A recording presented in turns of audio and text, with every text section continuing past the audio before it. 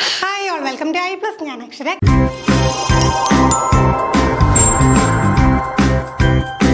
Category 3 സൈക്കോളജിയുടെ questions ആണ് നമ്മൾ discuss ചെയ്തുകൊണ്ടിരുന്നത്. നമുക്ക് അടുത്ത സെക്ഷനിലേക്ക് കടക്കാം. ആദ്യത്തെ ചോദ്യം ഇതാണ്: a student has an IQ level of 100, the student belong to. അപ്പോൾ എന്താണ് IQ ലെവൽ 100 ഉള്ള ഒരു കുട്ടിക്ക് ഏത് ഗ്രൂപ്പിലാണ് ഉൾപ്പെടുത്തുന്നത്? Superior, average, dull, morons. അപ്പോൾ ഇവിടെ നോക്കിക്കഴിഞ്ഞാൽ നമുക്ക് ഓരോ IQ സ്കോർ വെച്ചിട്ട് ഉള്ള ഒരു ഡിവിഷനിൽ നിന്നുള്ള ചോദ്യമാണ്. അപ്പോൾ ഡിവിഷൻ വെച്ച് നമുക്ക് ബേസിക്കായിട്ട് ചിന്തിച്ചാൽ തന്നെ അറിയാം. 100 ഒക്കെ വരുമ്പോഴത്തേക്ക് IQ ലെവൽ 100 ഒക്കെ വരുമ്പോഴത്തേക്ക് എന്താണ്? തീർച്ചയായിട്ടും ഒരു ആവറേജ് സ്റ്റുഡൻറ്റിൻ്റെ ലെവലാണ്. അപ്പോൾ ഒരു ആവറേജ് ഇൻ്റലിജൻസിൻ്റെ ഒരു ലെവലിലാണ് ഈ ഒരു IQ സ്കോർ 100 വരുന്നത്. അപ്പോൾ നമ്മൾ കൃത്യമായിട്ട് പഠിച്ചു വെക്കേണ്ടത് എന്താണ്?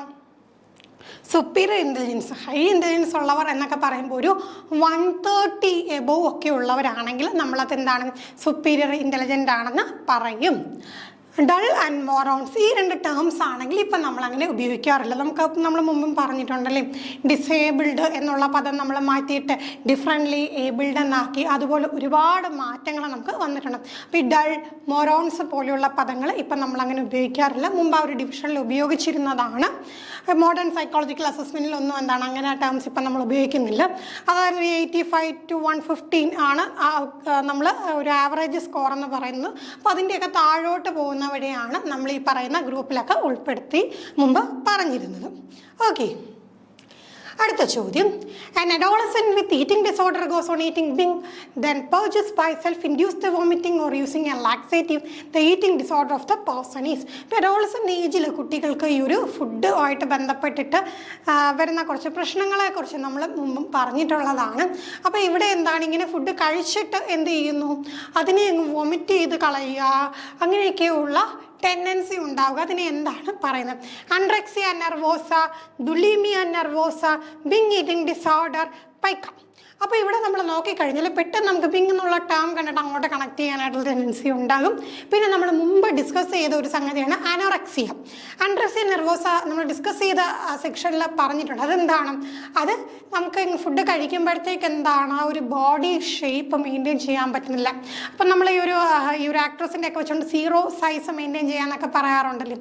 ബോഡിയൊക്കെ നല്ല കേഴ്സിൽ നല്ല മെലിഞ്ഞിട്ടും അങ്ങനെയൊക്കെ ഇരിക്കാനായിട്ടുള്ള അമിതമായിട്ടുള്ള ആഗ്രഹം കൊണ്ട് എന്ത് ചെയ്യും? ഫുഡ് കഴിക്കാതിരിക്കുക. അപ്പോൾ എന്താണ്, വളരെ കുറച്ച് മാത്രം ഫുഡ് കഴിക്കുക, പ്രായത്തിനനുസരിച്ചുള്ള പോഷകങ്ങൾ കഴിക്കാതിരിക്കുക എന്നൊക്കെ നമ്മൾ ഡിസ്കസ് ചെയ്തിട്ടുള്ളതാണ്. ഇവിടെ അങ്ങനെയല്ല. എന്താണ്, കഴിക്കും, പിന്നെ എന്താണ്, അതിനെ വോമിറ്റ് ചെയ്ത് കളഞ്ഞ് അങ്ങനെയൊക്കെയുള്ള ടെൻഡൻസി എന്തുമായിട്ട് ബന്ധപ്പെട്ടത്? എന്താണ്? ബുലിമിയ നെർവോസയാണ്. നമുക്ക് നോക്കാം. അൻറെക്സിയ നെർവോസ നമ്മൾ പറഞ്ഞില്ലേ, restriction of food intake. Maximum എന്താണ്, ഫുഡ് കഴിക്കുന്ന ഈ കുട്ടികളങ്ങ് കുറയ്ക്കും. എന്തിനു വേണ്ടിയിട്ടാണ്? വെയിറ്റ് എങ്ങാനും വെക്കുമോ, വെയിറ്റ് വെച്ച് കഴിഞ്ഞാൽ എൻ്റെ ബോഡി വെയിറ്റ് കൂടിക്കഴിഞ്ഞാൽ എൻ്റെ ആ ഒരു ബോഡി ഫിഗർ നഷ്ടപ്പെടുമോ എന്നൊക്കെയുള്ള ആൻസൈറ്റി കൊണ്ട് ഫുഡ് കഴിക്കുന്ന പരിപാടി അങ്ങ് കുറയ്ക്കും. അപ്പോൾ അതിന് സംബന്ധിച്ചുള്ള പ്രശ്നങ്ങൾ പിന്നീട് ഉണ്ടാകും. അതിനെയാണ് നമ്മൾ എന്ത് പറയാം? അൻറെക്സിയ നെർവോസ എന്ന് പറയുന്നത്. ഇത് പ്രീവിയസ് ഇയർ ക്വസ്റ്റ്യൻ ആയിരുന്നു. ബിങ് ഈറ്റിംഗ് ഡിസോർഡർ എന്ന് പറഞ്ഞു കഴിഞ്ഞാൽ എന്താണ്? Involves repeated episodes of eating large quantities of food in A short period. അപ്പം നോക്കിക്കേ, ഇവിടെ സംഭവിക്കുന്നതെന്ന് വെച്ച് കഴിഞ്ഞാൽ repeated episode of eating large quantities of food in A short period എന്താണ്? ലാർജ് ക്വാണ്ടിറ്റിയിലെ ഫുഡ് കഴിക്കുക. അതിനെയാണ് നമ്മൾ ബിങ് ഈറ്റിംഗ് ഡിസോർഡർ എന്ന് പറയുന്നത്. പക്ഷേ നമ്മൾ ഈ പറഞ്ഞ ബുലിമിയ നെർവോസ ആകുമ്പോൾ എന്ത് ചെയ്യും? ഇത് അങ്ങ് വൊമിറ്റ് ചെയ്ത് കളയുകയാണ്. ഇപ്പോൾ കഴിക്കുമെങ്കിലും എന്താണ്, അതങ്ങ് വൊമിറ്റ് ചെയ്ത് കളയാനുള്ള ടെൻഡൻസിയാണ് ഉള്ളത്. ഇവിടെ എന്താണ് ബുലിമിയയിൽ കാണുന്ന പോലുള്ള ബിഹേവിയേഴ്സ് ഒന്നുമില്ല. പകരം എന്താണ്, episodes of eating large quantities of food in A short period, കുറച്ച് സമയം കൊണ്ട് ഒത്തിരി ഫുഡ് കഴിക്കാം. ഇനി പൈക്കാന്ന് വെച്ച് കഴിഞ്ഞാൽ ഇത് പലരിലുമൊക്കെ നമ്മൾ കണ്ടുള്ളതാണ്.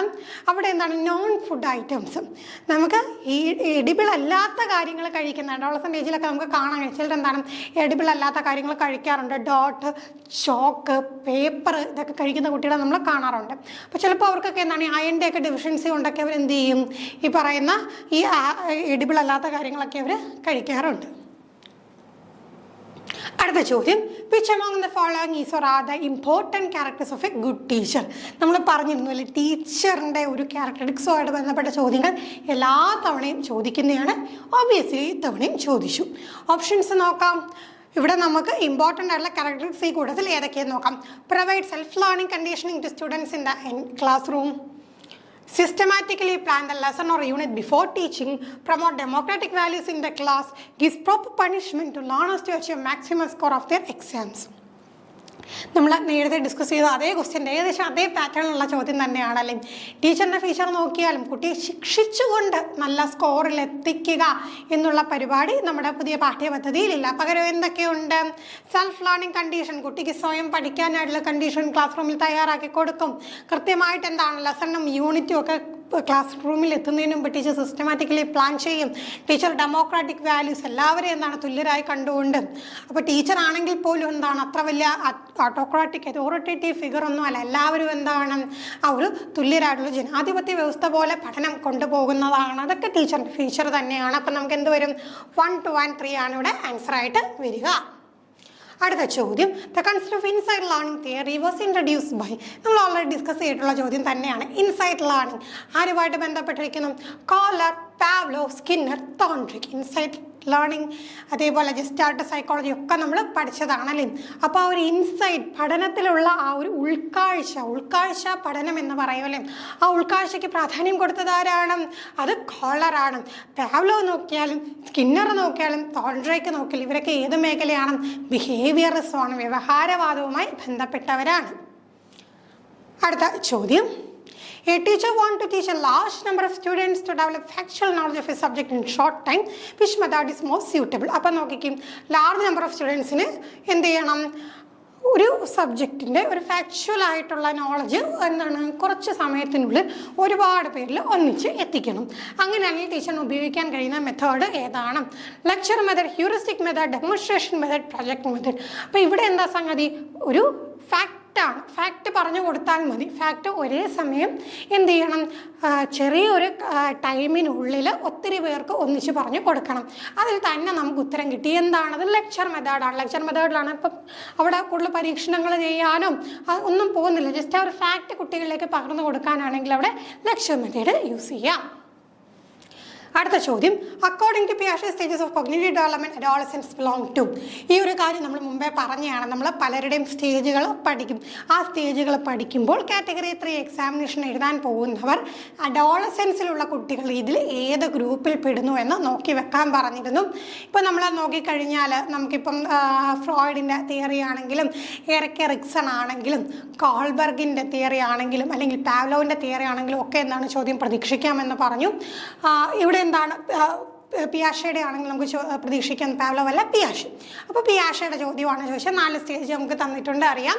Formal operation, concrete operation, pre operation, sensory motto stage. അപ്പോൾ നോക്കിക്കേ, ഏത് സ്റ്റേജിലെത്തുമ്പോഴാണ് ആ കുട്ടി അഡോളസൻ സ്റ്റേജിലാവുന്നത്?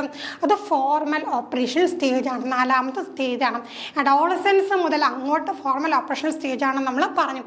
അപ്പോഴാണ് എന്ത് ചെയ്യുന്നത്? ഈ ഒരു ഹൈപ്പോത്തറ്റിക്കൽ ഡിഡക്റ്റീവ് റീസണിങ്ങും ഹൈ ഓർഡർ തിങ്കിങ്ങും ഒക്കെ കുട്ടിയിൽ ഡെവലപ്പ് ആകുന്നത്.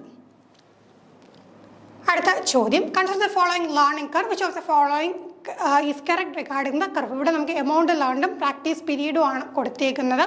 അപ്പോൾ എന്താണ് പ്രാക്ടീസ് പീരീഡിൽ ആദ്യം എമൗണ്ട് ലേൺഡ് എന്ത് ചെയ്യുന്നു? വളരെ വേഗം തന്നെ കൂടുതൽ കാര്യങ്ങൾ പഠിക്കുന്നു എന്നുള്ള ഒരു കൺസെപ്റ്റ് നമുക്ക് ഈ ഒരു ഫിഗറിൽ നിന്നെത്താം. Option, there is a slow initial improvement in learning. Learning decreases with time. The task given is difficult and learner has no previous practice on the similar work. The task given is simple and the learner has previous practice on the similar task. അപ്പോൾ ഇവിടെ നോക്കുമ്പോഴത്തേക്ക് നമുക്ക് എന്താണ് ഈ ഒരു ഏറ്റവും ഇതിൽ നമുക്ക് ആപ്റ്റായിട്ട് പറയാൻ കഴിയുന്നതെന്ന് വെച്ച് കഴിഞ്ഞാൽ തുടക്കത്തിൽ നല്ല സ്പീഡുണ്ട്. അപ്പോൾ തുടക്കത്തിൽ സ്പീഡ് ഉണ്ടെങ്കിൽ നമുക്ക് തീർച്ചയായിട്ടും എന്താണ് ഓൾറെഡി ഒരു പ്രീവിയസ് എക്സ്പീരിയൻസ് ഉണ്ടെങ്കിലും തുടക്കത്തിൽ തന്നെ എന്ത് ചെയ്യാൻ പറ്റും? അത് പെട്ടെന്ന് കണക്ട് ചെയ്തെടുക്കാൻ പറ്റും എന്നുള്ള ഒരു അനുമാനത്തിൽ നമുക്ക് ഏത് ഉത്തരത്തിൽ എത്തിച്ചേരാം? Task given is simple and the learner has previous practice on the similar task എന്ന് നമുക്ക് ആ ഒരു ധാരണയിൽ എത്തിച്ചേരാം.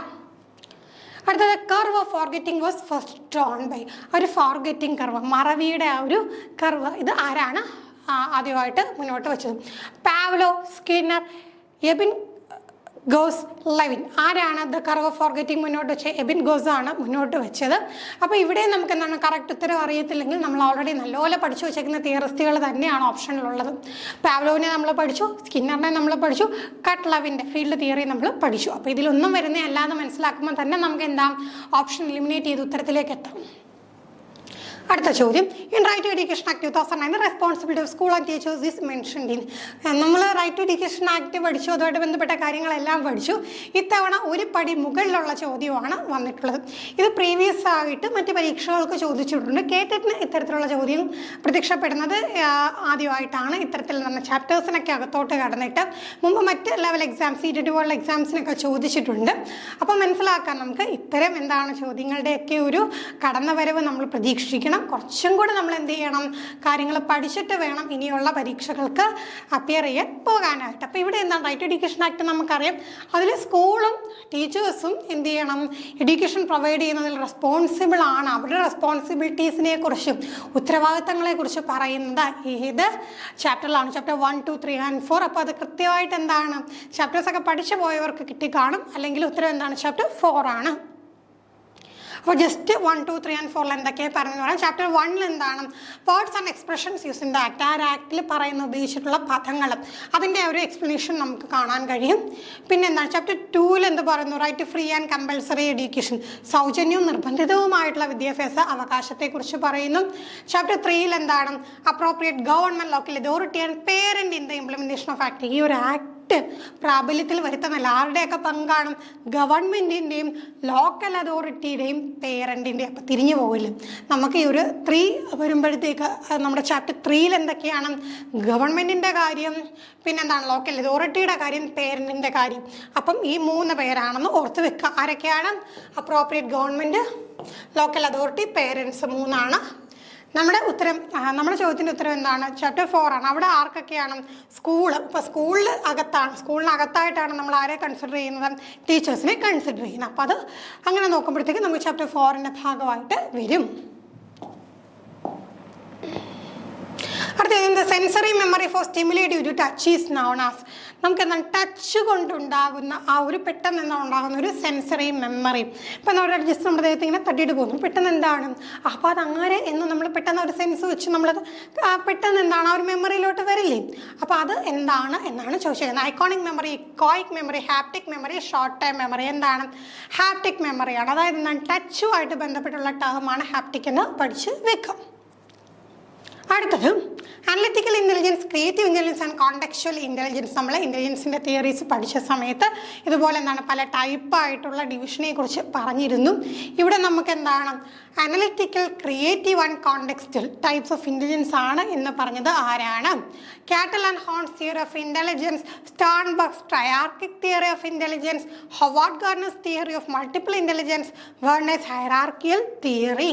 അപ്പോൾ ഇവിടെ എന്താണ് ആൻസർ വരിക, സ്റ്റേൺബർഗിന് ട്രയാർക്കിക് തിയറിയാണ്. പിന്നെ ഉത്തരം അറിയത്തില്ലെങ്കിൽ പോലും ഇവിടെ 3 എണ്ണം ആയതുകൊണ്ട് അങ്ങനെ കണക്ട് ചെയ്തായാലും നമുക്ക് ഉത്തരത്തിലോട്ട് പോകാം. 3 എണ്ണം, അനലിറ്റിക്കൽ, ക്രിയേറ്റീവ്, കോണ്ടെക്ച്വൽ. അപ്പോൾ 3 തരം ഇൻ്റലിജൻസ് ആണെന്ന് നമുക്കറിയാലോ. അപ്പോൾ അത് വെച്ചുകൊണ്ട് നമുക്ക് എവിടെ ഉത്തരത്തിലേക്ക് എത്താം, Sternberg's triarchic theory of intelligence എന്നുള്ള ഉത്തരത്തിലേക്ക് നമുക്ക് എത്താൻ സാധിക്കും. അടുത്ത ചോദ്യം, when any conduction unit is ready to conduct for it do so is satisfying. When any conduction unit is not in readiness to conduct for it to conduct is annoying. This is a statement of law related to learning.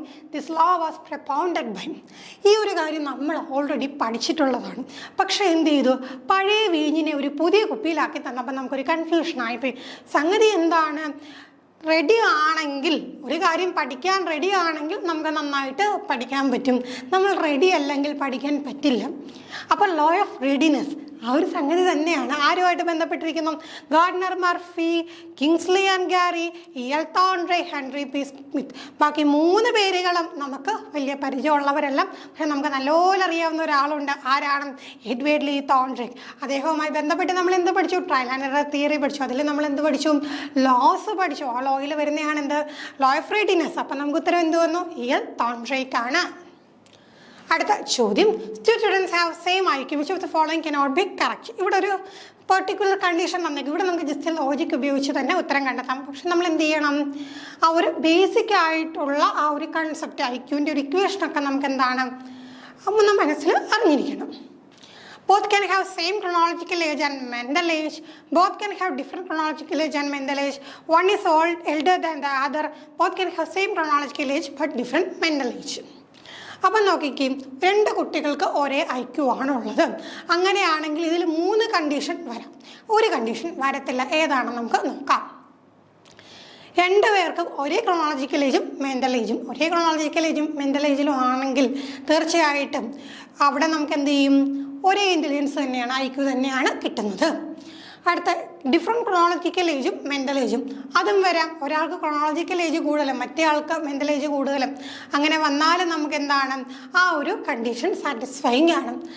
One is elder than the other, ഒരാൾ മറ്റൊരാളേക്കായി മൂത്തയാണ്. ഈ പറഞ്ഞ സംഗതി തന്നെയാണ് അവിടെ വന്നിരിക്കുന്നത്. പക്ഷേ ഈ ഒരു ഓപ്ഷൻ നോക്കിയും same chronological age but different ഏജും മെൻ്റൽ ഏജും.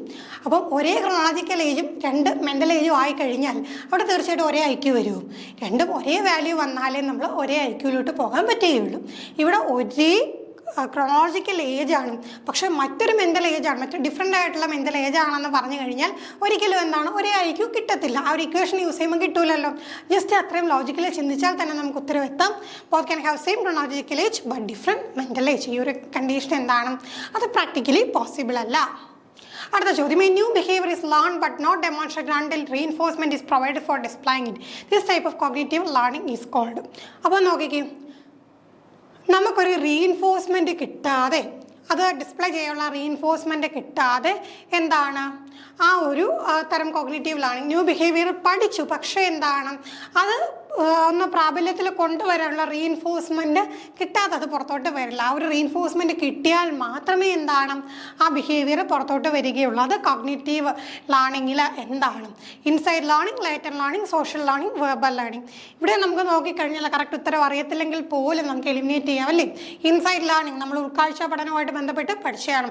സോഷ്യൽ ലേണിംഗ് തിയറി നമ്മൾ പഠിച്ചതാണ്. വെർബൽ ലേണിംഗ് എന്ന് പറയുമ്പോൾ എന്താണ് ഒരു ലാംഗ്വേജുമായിട്ട് ബന്ധപ്പെട്ടാണ്. അപ്പോൾ നമ്മൾ നമ്മുടെ ഉത്തരത്തിൽ എത്തിക്കഴിഞ്ഞു. എന്താണ് ലേറ്റന്റ് ലേണിംഗ് ആണ്. അത് ഡിസ്പ്ലേ ചെയ്യാനുള്ള പർട്ടിക്കുലർ കാര്യം പഠിച്ചു, അത് ഡിസ്പ്ലേ ചെയ്യാനായിട്ടുള്ള റീഇൻഫോഴ്സ്മെൻറ്റ് വരാതെ ആ ഒരു ബിഹേവിയർ പുറത്ത് വരില്ല. അതാണ് ലേറ്റന്റ് ലേണിംഗ്. അടുത്ത ചോദ്യം, അക്കോർഡിംഗ് ടു പിയാഷെ formal operation stage thought is characterized by. Formal operation സ്റ്റേജിൻ്റെ ഒരു ക്യാരക്ടറിക്സ് ആണ് ചോദിച്ചത്. നമ്മൾ പറഞ്ഞു പിയാഷയുടെ സ്റ്റേജുകളിൽ നിന്ന് ചോദ്യങ്ങളൊക്കെ വരുമെന്ന്. ഇത്തവണ റിലേറ്റീവ്ലി എളുപ്പമുള്ള സ്റ്റേജാണ് ചോദിച്ചത്. ഫോർമൽ ഓപ്പറേഷൻ സ്റ്റേജ് എന്ന് പറയുമ്പോൾ ഒബ്വിയസ്ലി എന്താണ് അത് അഡോളസൻസുമായിട്ട് ബന്ധപ്പെട്ട സംഗതി തന്നെയാണ്. അങ്ങനെ കണക്ട് ചെയ്താൽ തന്നെ നമുക്ക് ഉത്തരത്തിലേക്ക് വരാം. ഓപ്ഷൻസ് നോക്കാം. Thinking expands beyond actual concrete experience and think in more abstract terms and reason about them.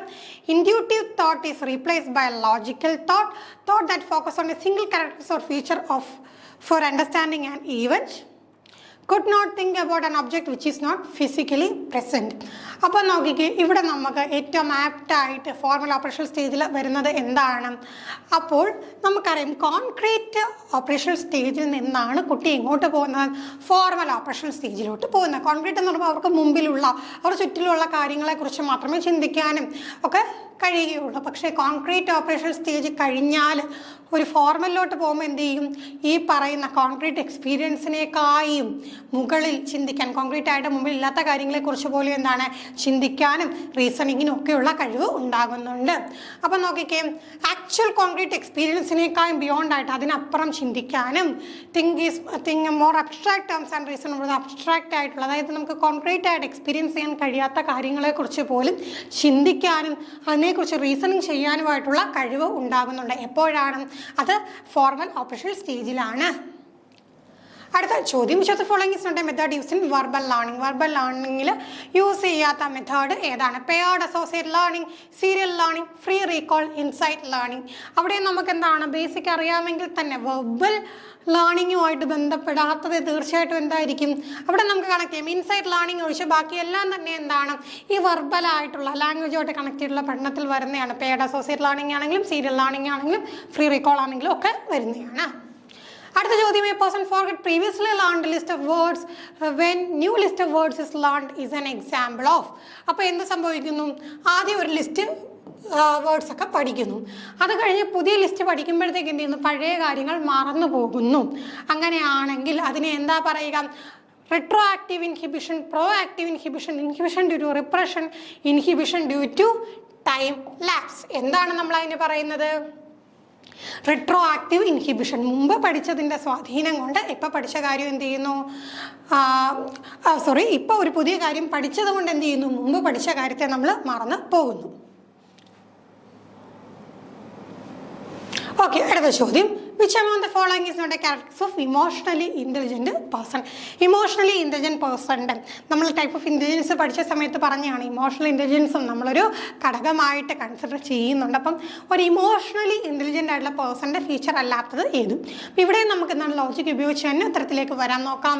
He or she is able to perceive various type of emotions in others. He or she is able to sense his or her feelings and emotion. He or she must have an IQ level greater than 114. He or she has ability to control and regulate his or her emotion. അപ്പോൾ നമ്മൾ emotional intelligence എന്ന് പറയുമ്പോൾ തന്നെ option നോക്കുകയും ഒന്നാമത്തെ ഓപ്ഷനിൽ പലതരത്തിലുള്ള ഇമോഷൻസിനെ എന്ത് ചെയ്യാൻ പറ്റും, പെർസീവ് ചെയ്യാനായിട്ട് പറ്റും. ശരി. സ്വന്തം ഫീലിങ്സും ഇമോഷൻസും മനസ്സിലാക്കാനായിട്ട് പറ്റും. ശരി. സ്വന്തം ഫീലിങ്സും ഇമോഷൻസിനെയൊക്കെ എന്താണ് കൺട്രോൾ ചെയ്യാനും റെഗുലേറ്റ് ചെയ്യാൻ പറ്റും. അപ്പോൾ എല്ലാത്തിലും ഇമോഷൻ എന്നുള്ള ടേം വന്നു, അപ്പോൾ തന്നെ നമുക്ക് കിട്ടും. പക്ഷേ ആ വ്യക്തിക്ക് എന്താണ് IQ എന്താണ്, അത് ഇൻ്റലിജൻസുമായിട്ട് ബന്ധപ്പെട്ട് ഈ പറയുന്ന വ്യക്തിക്ക് IQ ലെവൽ 140 മേളിൽ വേണമെന്നൊന്നും നമുക്ക് പറയാൻ പറ്റില്ല. അത് അവിടെ വരുന്ന ഒരു ഫീച്ചറേ അല്ല. അത് IQ വേറെ, EQ വേറെ, ഇൻ്റലിജൻറ്റ് കോഷ്യൻ്റ് വേറെ, ഇമോഷണൽ കോഷ്യൻ്റ് വേറെ. അപ്പോൾ നമുക്ക് എന്താണ് ആൻസർ വരിക? ഇതിൽ ഓപ്ഷൻ സി ഒഴിച്ച് ബാക്കിയെല്ലാം എന്താണ് നമ്മുടെ ഇമോഷണൽ ഇൻ്റലിജൻറ്റ് പേഴ്സണിൻ്റെ ഫീച്ചർ ആയതുകൊണ്ട് ഇവിടുത്തെ കറക്റ്റ് ആൻസർ എന്താണ്? ഓപ്ഷൻ സി ആണ്. അടുത്ത ചോദ്യം. Which of the following is not an advantage of computer assisted instruction? കമ്പ്യൂട്ടറിൻ്റെ സഹായത്തോടു കൂടിയുള്ള ഇൻസ്ട്രക്ഷൻ്റെ ഫീച്ചർ അല്ലാത്തത് ഈ കൂട്ടത്തിൽ ഏതാണ്? Easy handling of text and multimedia content, easy practice of multiple choice questions, immediate feedback can be taken, counseling for students who faces mental problems can be easily done. അപ്പോൾ കമ്പ്യൂട്ടറിൻ്റെ സഹായത്തോടു കൂടിയുള്ള പഠനം. അപ്പോൾ അതിൻ്റെ ഫീച്ചേഴ്സ് ഈ കൂട്ടത്തിൽ ഒരെണ്ണം അതിൻ്റെ അഡ്വാൻറ്റേജ് അല്ല. ഏതെന്ന് നോക്കാം. Easy handling of text and multimedia content അല്ലേ, ടെക്സ്റ്റ് മൾട്ടിമീഡിയ കണ്ടന്റ് ഒക്കെ കമ്പ്യൂട്ടറിൻ്റെ സഹായത്തോടു കൂടി നമുക്ക് ഈസി ആയിട്ട് ഹാൻഡിൽ ചെയ്യാൻ പറ്റും. പിന്നെ എന്ത് ചെയ്യണം, മൾട്ടിപ്പിൾ ചോയ്സ് ക്വസ്റ്റ്യൻസ് ഒക്കെ ഈസി ആയിട്ട് എന്താണ് കമ്പ്യൂട്ടറിൻ്റെ സഹായത്തോടു കൂടി പ്രാക്ടീസ് ചെയ്യാം. ഇമ്മീഡിയറ്റ് ഫീഡ്ബാക്ക് അന്നേരം എന്താണ് ഫീഡ്ബാക്ക് ഇമ്മീഡിയറ്റ് ആയിട്ട് കളക്ട് ചെയ്യാം. പക്ഷേ എന്താണ് counselling for student who face mental problems can be easily done. Mental problems ഉള്ള കുട്ടികൾക്ക് കൗൺസിലിംഗ് കൊടുക്കാനായിട്ട് വളരെ ഈസി ആയിട്ടുള്ള മെത്തേഡാണ് കമ്പ്യൂട്ടർ അസിസ്റ്റഡ് ഇൻസ്ട്രക്ഷൻ. നമുക്ക് ഒരിക്കലും എന്താണ് പറയാൻ സാധിക്കില്ല. അപ്പം അതിന് വേണ്ടി എന്താണ് മറ്റ് പരിപാടികളൊക്കെയാണ്. ഇവിടെ നമുക്ക് എന്താണ് ഒരിക്കലും അവിടെ അത്ര ആപ്റ്റായിട്ട് വരുന്ന ഒരു ഉത്തരമല്ല. നമുക്ക് ചിലപ്പോൾ എന്താണ് ചില കണ്ടീഷൻസിൽ ഉപയോഗിക്കാം എന്നും പറഞ്ഞുകൊണ്ട് ഈസി ആയിട്ട് മെൻ്റൽ പ്രോബ്ലംസ് ഉള്ള കുട്ടികളുടെ പ്രോബ്ലംസ് തീർക്കാനും കൗൺസിൽ ചെയ്യാനും കമ്പ്യൂട്ടർ അസിസ്റ്റഡ് ഇൻസ്ട്രക്ഷനെ കൊണ്ട് സാധിക്കില്ല. അടുത്ത ചോദ്യം.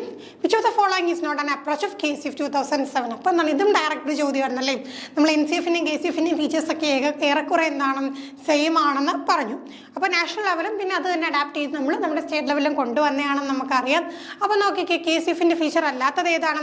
Importance to learner centred education, teachers role as an authority of the class, facilities cooperative and collaborative learning based on cognitive constructive and critical pedagogy. നമ്മുടെ marathon സെക്ഷനിൽ ഓരോ ടേംസിലൂടെയും നമ്മൾ കടന്നു പോയതാണ്. ഇതെല്ലാം നമ്മൾ പറഞ്ഞാണല്ലേ നമ്മുടെ പുതിയ പഠന രീതിയിൽ എന്തൊക്കെയാണ് ലേണർ സെൻറ്റേർഡ് എഡ്യൂക്കേഷനാണ്, എന്താണ് ശിശു കേന്ദ്രീകൃത പഠനം നമ്മൾ പറഞ്ഞു, കോപ്പറേറ്റീവ് ആൻഡ് കൊളാബറേറ്റീവ് ലേണിങ്ങിൻ്റെ കാര്യം നമ്മൾ പറഞ്ഞു അല്ലേ, സഹകരിച്ചുകൊണ്ടുള്ള പഠനത്തെക്കുറിച്ചൊക്കെ നമ്മൾ പറഞ്ഞതാണ്.